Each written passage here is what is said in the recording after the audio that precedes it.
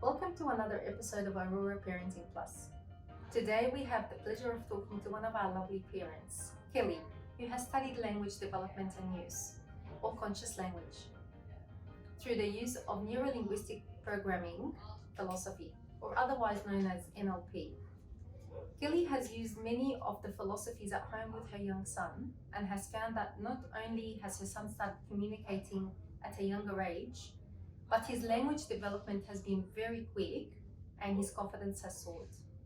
We're grateful that Kellie has wanted to collaborate and share some of the elements of her studies, research, and use of NLP. Welcome, Kellie. Thank you. Can you give us a quick overview of your involvement with NLP? Of course. So NLP is Neuro-Linguistic Programming, and I studied it as a form of personal development. It's a way to manage my thoughts and communication and the way I communicate with others. And I had no idea at the time that I'd be able to then use it with my son and in his development and his communication. So it was more a personal and a professional development pathway for you to begin with. That's right, right. But it's just leveraged into all parts of life. That's now. amazing. Can you tell us about how you started with the communication with NLP and your son? Of course. So at 10 months, we introduced him to a baby music class, and they introduced us to baby sign language. There's many signs you can introduce your son. We just brought in 4 basic ones that we found very useful. So more for more food, finished when he was done, water and food. They were just the 4 that we used, and we found that it really empowered him to be able to communicate with us. It then led on to him being able to gesturing and pointing to tell us what he wanted. But from 10 months and within a few days, he had them down pat and he knew how to communicate those things with us. It really also empowered him to communicate with us and gave him the confidence to be able to say, I know how to communicate and I can get my message across should I need to. So for us, it was a really great way to build that confidence. It then led into language. And for us, we just always encouraged for him to use his words and where he wanted to use sign language. As his language developed, we started telling him, use your words, and then we replaced the signs with the words. Yeah. So I presume you then modelled the spoken words with the sign to begin with. Yeah, absolutely. And sometimes you run the risk with baby sign language that the language is a bit slower to develop. So we would introduce another word that instead of the sign language. So for drink, he knew was water in sign, and then we introduced the word drink. So then he knew to say drink, and it meant the same thing. And then the word water came down the line. Fantastic. So expanding his vocabulary this way. Yeah, absolutely. Okay. What's the most conscious thing that you do or have done in terms of communication using NLP? Yeah, so for me, the main thing is telling him what we want him to do, not what we don't want him to do.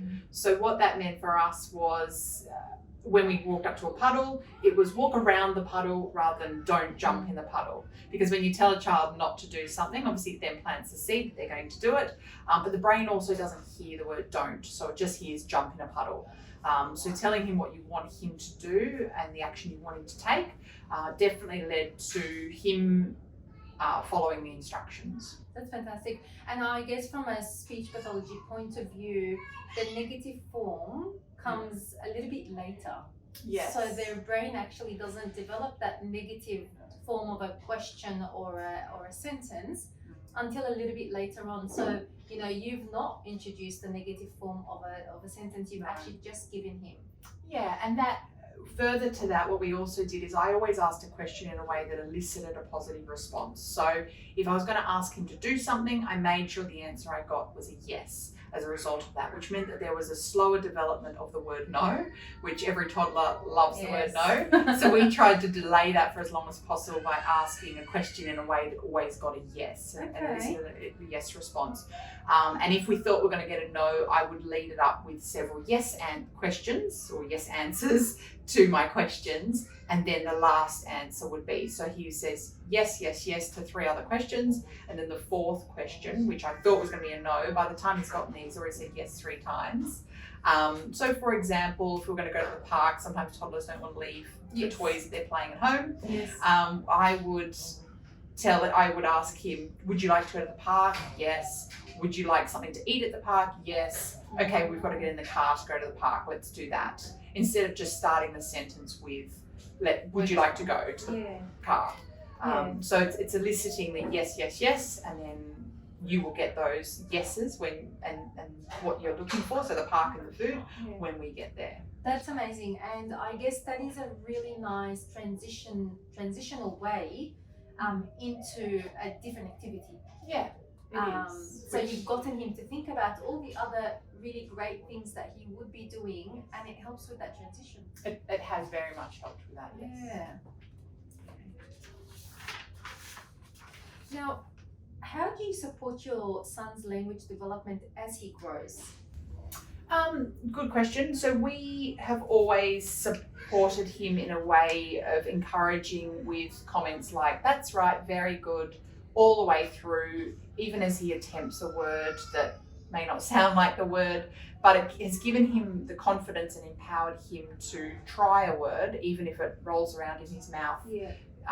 Not comfortably, like L's, for example, are very difficult for toddlers. So even if he can't get the word out right, I will always reward him for giving it a go and having a go.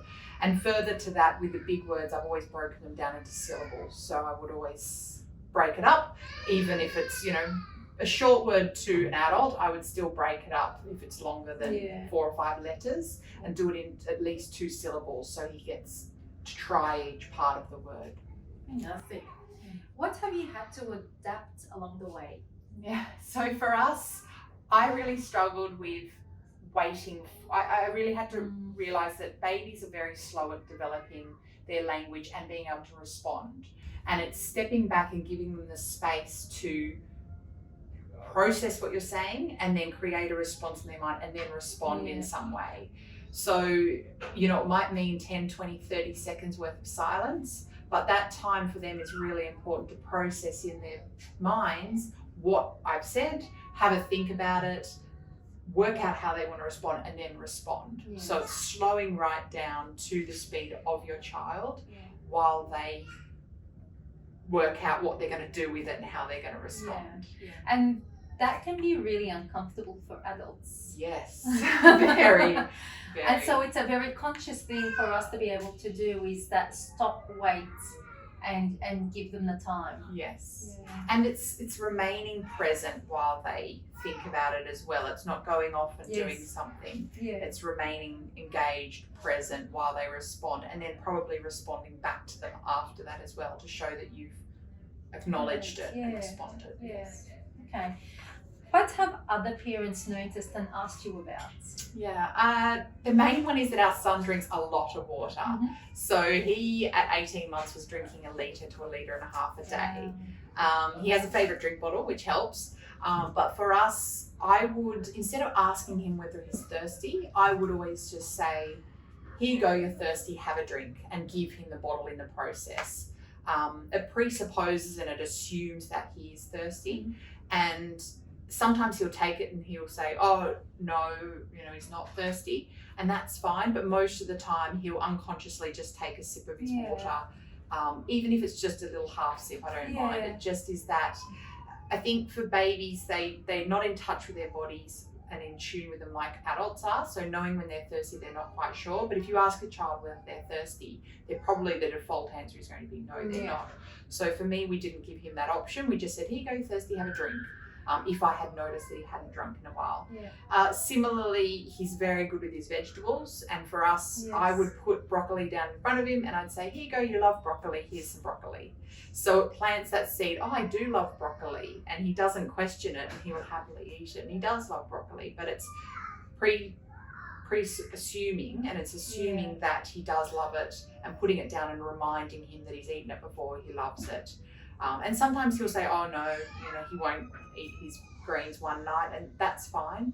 I find introducing a new vegetable, it takes probably 5 to 10 times of putting it in front of him before he'll willingly eat it.